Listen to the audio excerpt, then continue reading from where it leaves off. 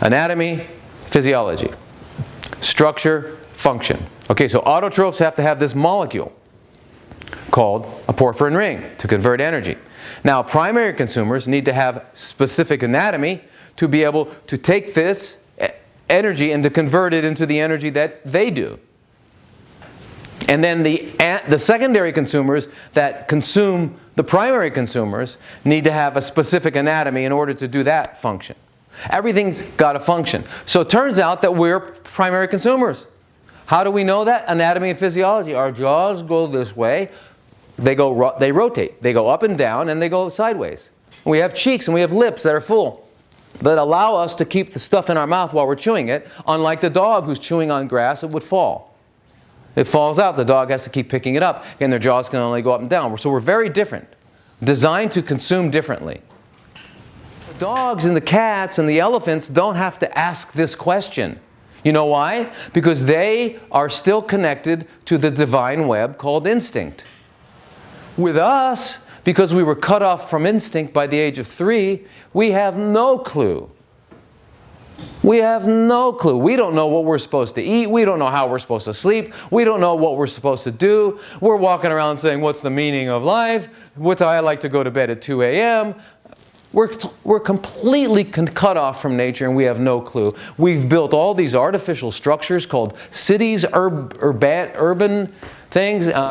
It turns out that being a primary consumer, like all the land mammals that have horizontally moving jaws with cheeks, lips, muscular tongues, very long intestines, these kinds of things. We don't have the apparatus to kill. If we want to kill and eat a dead animal or eat a live animal, we're going to have to get a tool because we were not designed by nature for it.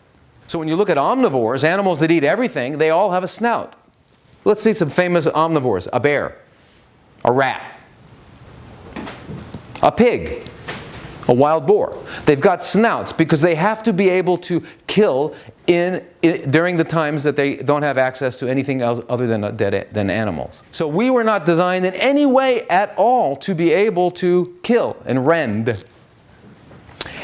Neither do we ever look at an animal walking in the field and go, Lions do, cheetahs do, we don't. And neither do we come upon a corpse and say, I'm taking that home.